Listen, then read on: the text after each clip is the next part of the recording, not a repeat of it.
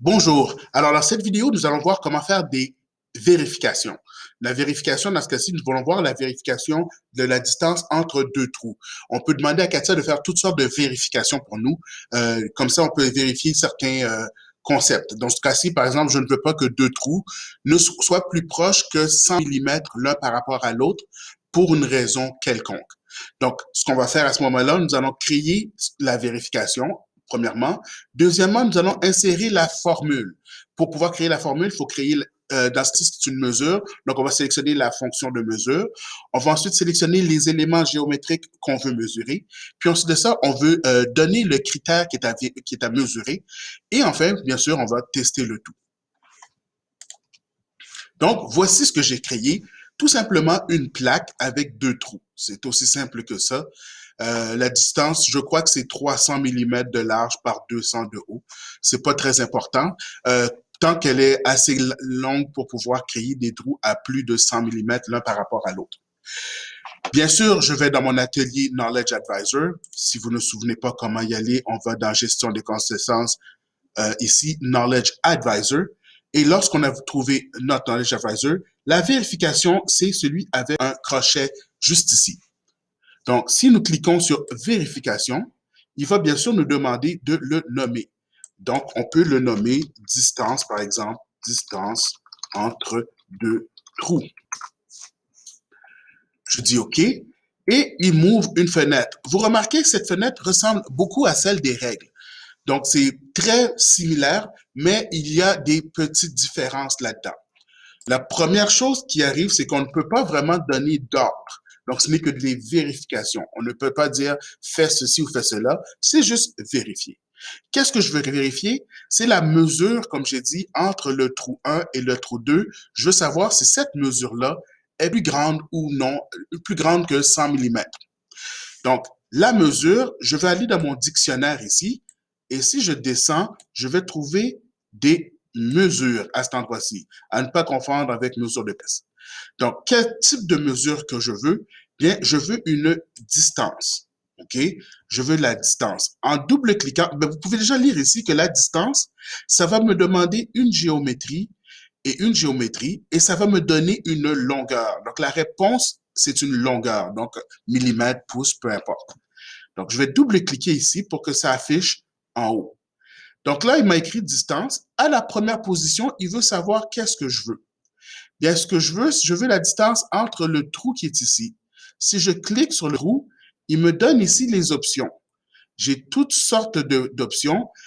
On s'entend, tout à l'heure, on a dit que ça devait être une géométrie.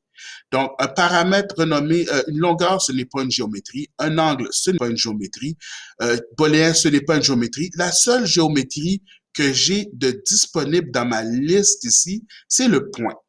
Donc, je vais créer le point, cliquer le point ici, et il me dit, OK, point de l'esquisse 2. Donc, je vais double-cliquer et il va m'écrire ce qu'il faut. Donc, la distance entre le point de l'esquisse 2 du trou 1. Et là, il s'est déjà déplacé dans la deuxième, juste après la virgule, pour savoir et quoi.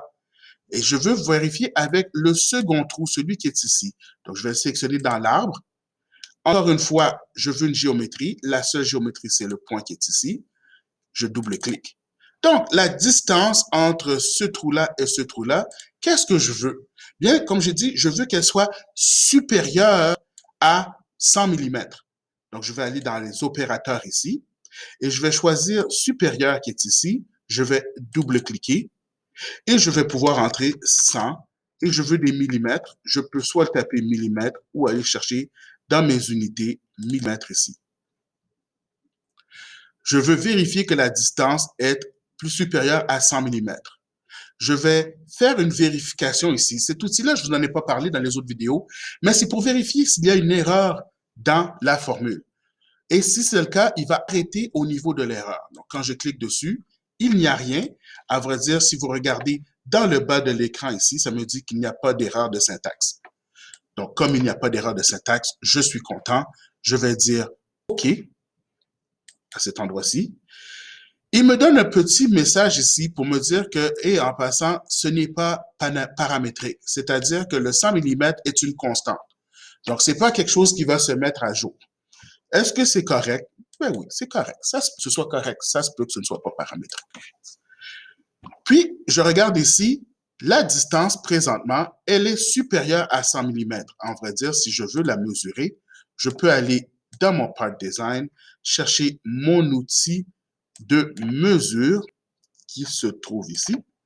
Et si je regarde la distance entre ce trou-ci et ce trou-ci, elle est de 150 mm. Donc, comme elle est supérieure à 100 mm, j'ai un petit voyant ici vert pour ma vérification qui dit vert. Tout le monde est content. Je vais modifier mon trou 2 ici, si je double-clique sur mon esquisse, et je vais mettre cette distance-là à, disons, 150, 150 mm. Comme ceci. Je sors. Ah, regardez, il y a un rouge ici qui me dit que hey, la distance n'est pas bonne. Si vous êtes comme moi, ça ne va pas vous attirer votre attention, le fait de ce petit changement de couleur-là. C'est bien pratique, mais ce serait bien de pouvoir le voir visuellement. Donc, si je retourne dans ma fonction en double-cliquant sur ma vérification ici, regardez ici, il nous donne le type de vérification. Ça, c'est une vérification qui est silencieuse, silent.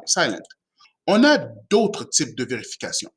On peut avoir une information qui va nous faire un pop-up, désolé, je n'ai pas le terme en français, un pop-up nous avertissant que la distance n'est pas respectée.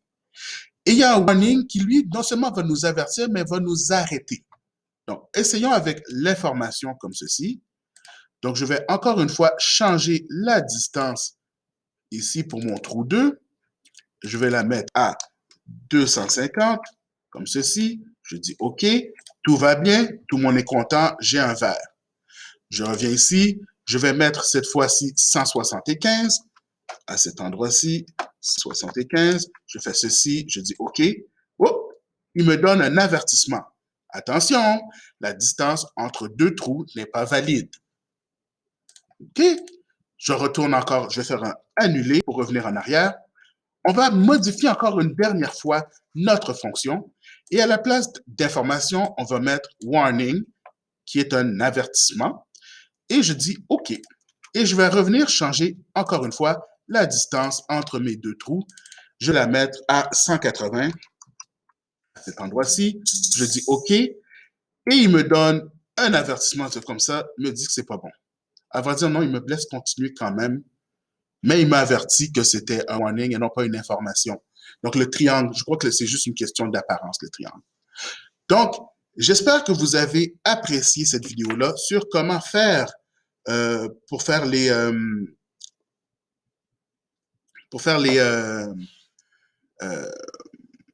excusez-moi. J'espère que vous avez apprécié la vidéo pour savoir comment on réussit à faire des vérifications entre deux trous. Bonne journée.